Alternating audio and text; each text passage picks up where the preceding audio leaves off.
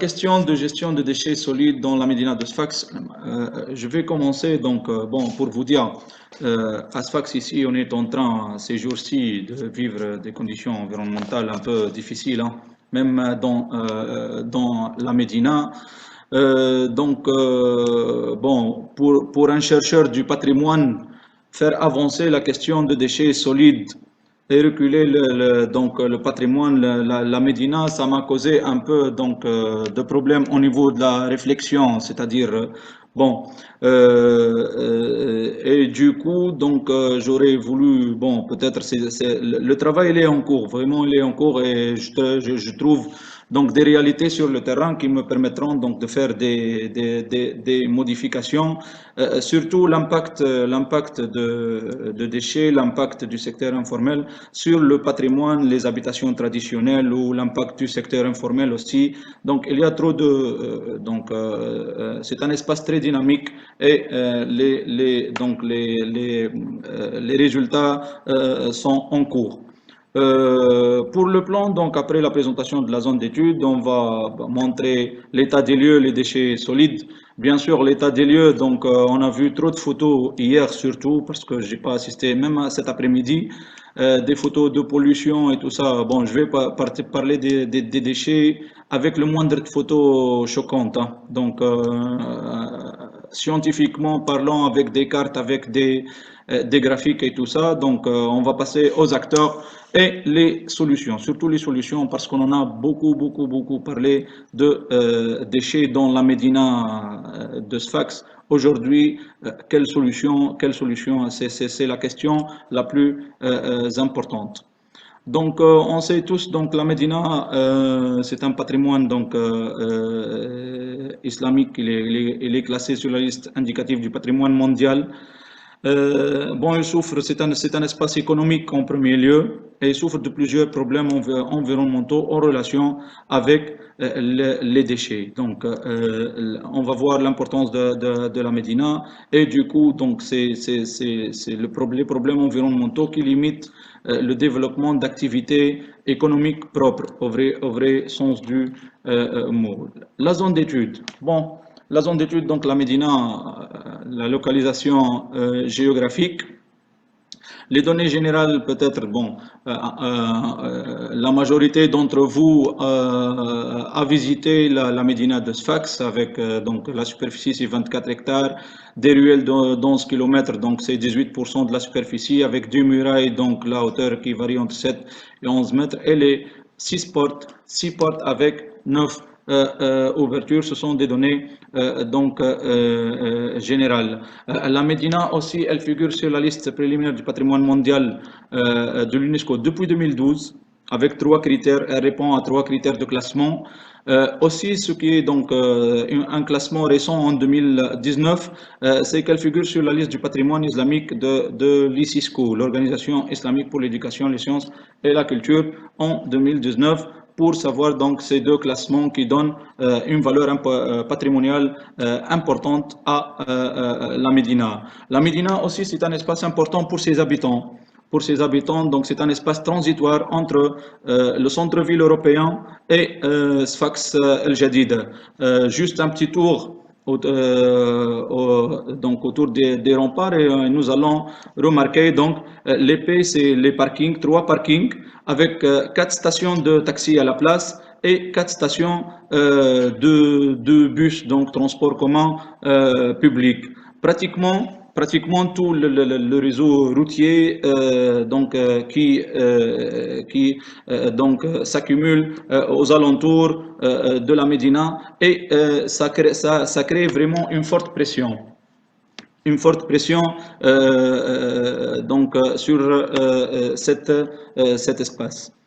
La population, donc on parle comme la majorité des Médinas, donc il y a donc régression du nombre d'habitants, surtout depuis 66 et donc 75, et puis aujourd'hui on parle de 2400 habitants avec une paupérisation. Il y a un changement de classe sociale, donc avec les familles sfaxiennes qui sont parties vers les Jnen. Donc c'est Nourdine Karray qui en a parlé dans sa thèse. Donc la densification des Jnen, Habib Blela aussi, et d'autres couches sociales à la marge qui viennent pour occuper la Médina. On passe maintenant les déchets solides. Les déchets solides, notre question problématique, l'état des lieux. Bon, la répartition spatiale, puisque je suis géographe, et là, donc, je vais être bon avec des graphiques. Le graphique, celui-là, donc, il y a une étude qui s'intéresse aux déchets dans la Médina, en comparant donc l'arrondissement de la Médina. On sait que la commune de Sfax, elle est composée de 7 arrondissements. On voit donc la Médina en rouge. C'est là où il y a plus de production journalière de déchets par habitant. Bon, pour un espace, pour un arrondissement de 2400 habitants, on trouve 1,603, donc c'est l'équivalent de 3847,2 kg par jour dans la Médina, dont 30% sont constitués de déchets solides. Le pourquoi? Le pourquoi? Pourquoi donc un tel espace qui est vraiment donc 24 hectares, c'est rien par rapport à Marcas Sheker ou par rapport à d'autres zones là où il y a les quartiers populaires. Donc la question qu'on va essayer de répondre, bon, peut-être il y a des études ont parlé de la question, et on essaie donc de présenter quelque chose de plus récent dans nos études. Alors, la répartition spatiale, vous voyez donc en rouge les déchets industriels. On va parler de l'industrie, on va parler donc d'une sorte d'artisanat. Ce sont les cordonniers. Voilà, les cordonniers, c'est un espace qui fonctionne d'une façon très spécifique au niveau économique. Donc, on trouve surtout donc la répartition, les déchets industriels, les triangles rouges, et les étoiles, les déchets ménagers. Les déchets ménagers, donc, ils constituent presque 50% du total des déchets, avec d'autres déchets. Donc les déchets solides, on trouve le sky, les bidons de colle et les cartons et tout ça. Bon, voilà l'accumulation donc des déchets. On brûle les déchets donc à côté des remparts.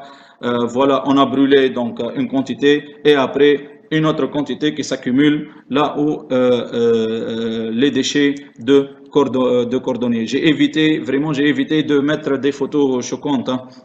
On sait tous l'état du lieu, et on essaie de participer, même avec 1%, pour chercher des solutions, parce que on doit trouver des solutions. Le diagnostic, donc, on l'a fait. Voilà, on brûle donc partout. À l'intérieur des murailles ou à l'extérieur, donc on trouve partout des brûlures. Voilà le point de collecte. Dans la carte, il y a des points de collecte, donc vous voyez les points de collecte aux alentours des murailles. Pourquoi cette situation? Pourquoi cette situation? C'est un espace économique par excellence. Vous voyez donc, c'est la carte de Madame Asma Baklouti. Donc c'est dans ses recherches, elle a indiqué l'importance de l'espace économique, et elle a fait donc des cartes qu'on utilise jusqu'à l'heure actuelle. Voilà l'espace économique sfaxien qui a, bon, dans la Médina de Sfax surtout. Vous voyez ici donc l'importance donc de l'espace économique face à la fonction résidentielle qui a beaucoup régressé depuis les années 1960. L'espace économique, de quoi est-il composé? Tout d'abord, ce sont les cordonniers. Une exploitation abusive des habitations traditionnelles. Il y a 4200 cordonniers en 2020 selon l'association de sauvegarde de Médina. Nous avons fait un tout petit tour donc, à la rue Ahmed El-Nouri. On a trouvé que 7 maisons sur 13 sont vendues à des cordonniers. Cette maison, c'est plus de 50% un peu les 50%, donc c'est moins de presque la moitié ou un peu plus de maisons qui sont vendues pour les cordonniers qui envahissent la Médina, et là où il y a les cordonniers, donc il y a plus de production de déchets. Bon, si on parle de la relation entre la pollution engendrée par l'activité des cordonniers et les habitations traditionnelles, donc, pour Asma al-Baklout et Fresh Farfakh en 1999, ils ont bien décrit les mutations et l'activité des cordonniers. Donc, ils ont bien décrit dans un article qui est apparu en 1999. Elle insiste sur le fait que la maison traditionnelle n'exige pas un aménagement spécifique. C'est-à-dire l'artisan, il peut l'exploiter, dès qu'il achète, il peut l'exploiter. Ça, c'est le premier point. Le deuxième point, ce sont les murs aveugles. Les murs aveugles de l'habitation permet aux cordonniers de se cacher un peu parce qu'il s'agit d'une activité informelle. C'est une activité informelle, donc la façade aveugle lui donne une certaine sécurité. On ne peut pas distinguer donc une maison d'un atelier que par la colle qui t'achète la porte ou par les petits déchets jetés au seuil de la maison. Voilà donc la première cause, ce sont les cordonniers. Et puis donc on a fait du terrain concernant le commerce informel. Il défigure donc le paysage dans la Médina. Donc voilà les principaux points de localisation, c'est en mauve. Là où la majorité des passagers passent, on trouve donc des points d'accumulation de vendeurs du secteur informel. Donc, comme les cordonniers font partie du secteur informel, il y a aussi les vendeurs des produits en provenance de la Chine et tout ça. C'est le secteur informel. Donc, il se concentre dans la Médina. Leur nombre, on est en cours, donc on a fait des études. Leur nombre est presque 300 commerçants. Bon, l'organisation est un peu complexe, donc c'est un travail en cours qui on espère donc publier ses résultats prochainement. Voilà le secteur informel qui cherche l'accessibilité avec l'importance de la Médina en tant que zone de passage. Donc on trouve les vendeurs, ces vendeurs donc qui se déplacent. Donc vous voyez, ils occupent presque la moitié des ruelles. Ici, donc, c'est à Nahj el-Bey, c'est au centre de l'artère principale. Et ici, c'est à Bab el-Qasba. Et à la fin de la journée, vous voyez donc les restes des déchets. C'est un peu choquant, hein, les déchets chaque jour, à la fin de chaque jour. Donc, parfois, on ne ramasse pas, hein, on attend la commune, les ouvriers de la commune pour ramasser. La situation donc est devant vous. Elle a donc une présentation très simplifiée de la situation. Donc on passe aux acteurs. Les acteurs et leur rôle dans la gestion des déchets. Bon, l'acteur étatique en premier lieu, l'acteur public. L'acteur public, l'arrondissement de la Médina, donc les moyens, on trouve la domination du pouce-pouce, vu qu'il s'agisse donc de ruelles, là où on peut voir que Tok-Tok parfois elle peut passer dans les ruelles. Le tracteur, c'est dans certaines zones, dans d'autres zones, il ne peut pas passer. Le camion aussi, ce sont tous donc les moyens utilisés par la commune pour faire la collecte des déchets, mais vraiment le nombre d'ouvriers et le matériel utilisé, il manque vraiment, il manque. Donc, vous voyez ici, on trouve le losange là où il y a donc les déchets sont brûlés. c'est un travail c'est la cartographie, c'est un travail que nous avons effectué avec Kamel Bakari. C'est un excellent étudiant en cartographie, mais il n'a pas, malheureusement, bon, il est passé en master professionnel, mais on a fait un grand travail. Je présente quelques résultats. Je me permets de me présenter à son nom, vraiment. Les déchets brûlés, on trouve en bleu les déchets industriels, les déchets ménagers. Voilà donc la domination Voilà, surtout, monsieur. surtout. J'arrive Naam. pas à votre temps, hein, je suis désolé, mais il faudrait conclure, s'il vous plaît. Bon, voilà, donc avec l'ASM, l'éco-point Bourgenar, donc aussi, les acteurs, la population locale, donc qui lance des alertes, soit dans les réseaux sociaux, recours aux réseaux sociaux pour exercer des pressions. Donc, vous voyez dans la vidéo, ça existe à Tunisie numérique. Ici, il y a la friperie là où il y a le musée donc d'Al Qasba et bon, avec le pouvoir régional, donc il y a de fortes interactions entre les vendeurs et le pouvoir public. Donc les solutions vraiment, donc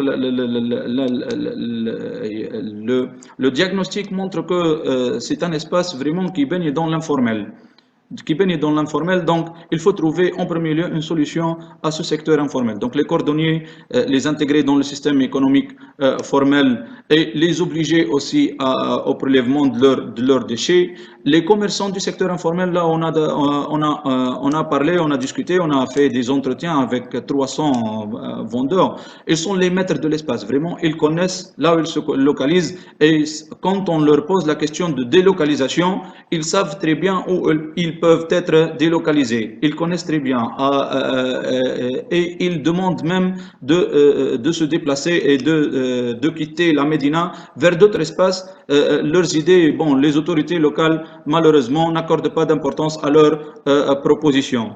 Enfin, le rôle de la société civile, la sensibilisation et proposer des solutions alternatives. Les conteneurs semi-enterrés, par exemple, l'économie verte et tout ça, parce que la gestion actuelle des déchets, c'est classique et avec le manque de conscience, donc on est encore dans le blocage. Voilà, donc comme j'ai dit, donc on est encore, il faut innover, hein, il faut prendre des risques et innover et s'investir aussi. Avec cette belle image donc aérienne prise, donc vous voyez l'espoir donc de lier la Médina de Sfax à Tabaroura, donc le projet, le complexe touristico-résidentiel de Tabaroura. Bon, depuis 2009, on attend peut-être relier la Médina au tourisme et valoriser. Peut-être ça va permettre d'améliorer donc la situation. Et merci pour votre attention.